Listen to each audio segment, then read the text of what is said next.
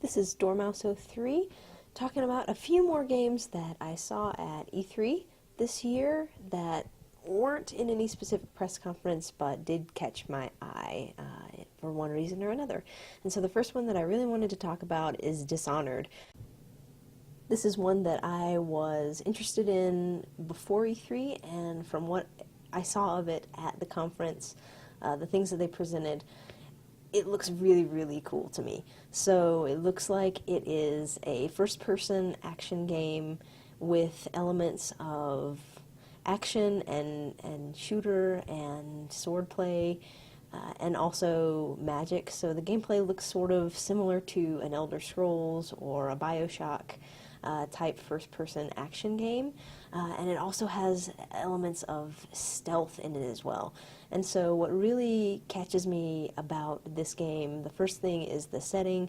It's a steampunk environment, so it is set in this fictional city that is pretty heavily based on London, and it mixes the sort of historical London-esque Black Plague era with futuristic elements. So it also has these big mechanical things that the guards are in and using, and like plasma fields and different things, and obviously there's also magic within this universe. So the setting seems like a really interesting thing to me, and the story also sounds cool. You're this person who has been wrongly accused of a crime, and you're sort of given a second chance by this shady individual, and you become this kind of super assassin person. And the big thing that intrigues me about this game, though, is the multiple ways of playing it. So you can approach it as a, straight-on action game. You go in there, you kill everyone, you take out your target, and you're done, and you're, badass like that. Or you can approach it in a more stealth type of gameplay and really sort of figure out, spec yourself towards blending in the shadows, or, taking over the souls, or putting your soul into a creature like a rat or a fish to get to a place where you wouldn't be able to normally get to, picking locks and, running around on rooftops and finding multiple ways into a situation. And it sounds really, really cool to be able to choose your own play style in that way. And the game of recent memory that did something similar to this, although I don't think to quite this degree, was Deus Ex Human Revolution, which is another game that I really enjoyed for that type of gameplay. So this one looks cool, something that I definitely will be picking up in the future. The next game that I wanted to talk about is Dust 514, which is a PS3 exclusive that's going to be coming out pretty soon. I think they're starting the beta.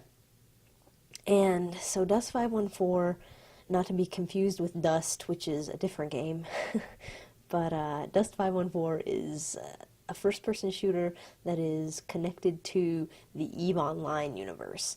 And so EVE Online is an MMO RPG or RTS or both. Not really certain on that, but it's something that's been out for a while.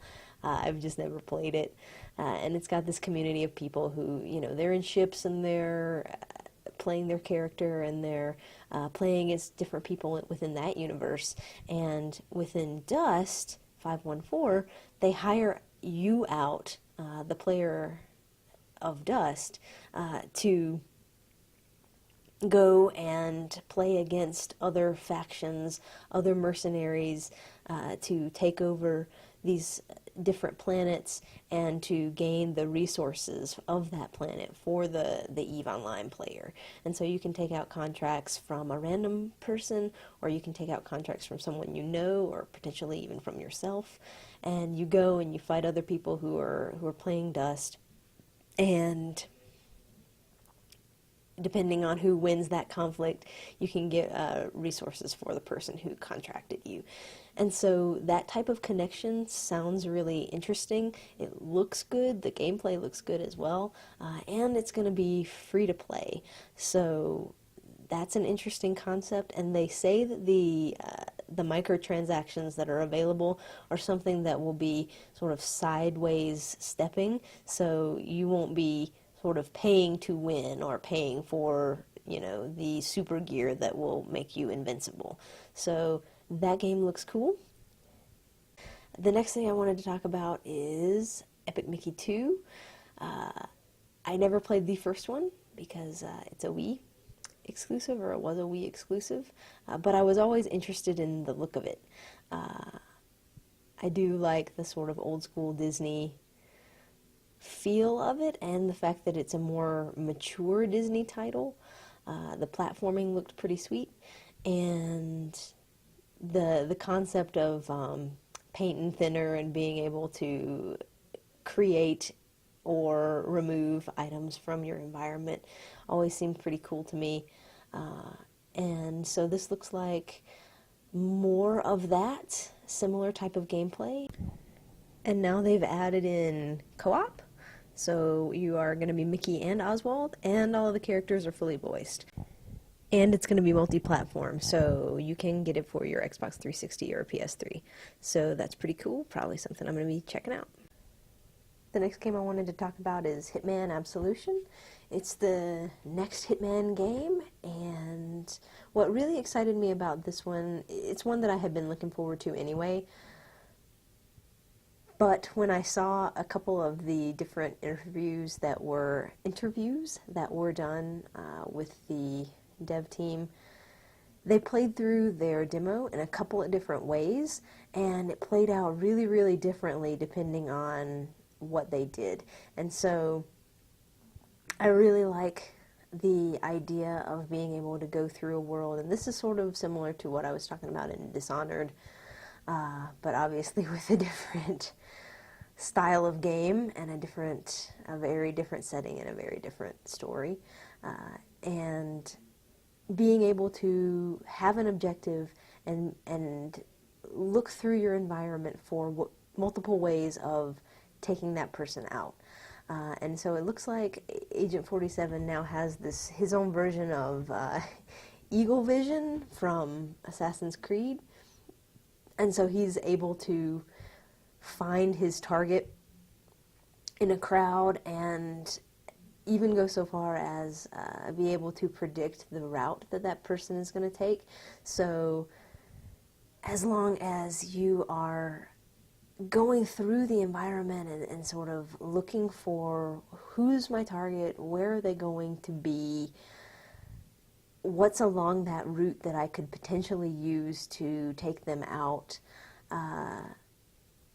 it sounds pretty interesting, and it looked like it played out in really different ways depending on what you do. So if you take one route and sort of wait for the guy and wait for him to get into a situation where you can shoot this thing down on top of him and take him out that way.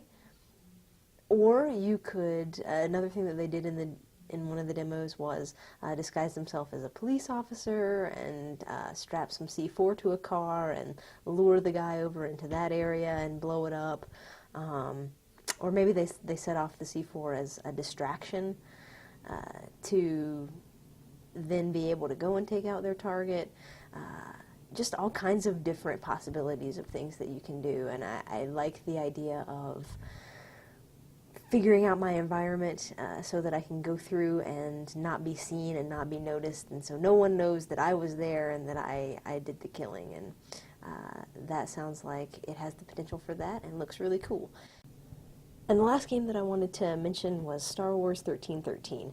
And so they didn't really say a whole lot about this game. They showed a brief cinematic and a tiny, tiny bit of gameplay at E3. But the thing that looks really cool about this one is that it is pretty clearly next-gen. So it's not going to be coming out at least until the next-gen consoles are released. And so the graphics look awesome. But the most noticeable thing about this one is that you're playing as a bounty hunter. So you're not a Jedi, you don't use lightsabers, you don't use the Force, you're using pistols, and it is a mature game. So you're in a mature space, and that kind of allows them to tell a different type of Star Wars story than we've seen in the past. And so all of those things seem pretty interesting to me, and this is one that I'm definitely looking forward to finding out more about and seeing more of it as more stuff is revealed. So definitely something to keep my eye on. So those are the games that were interesting for me at E3.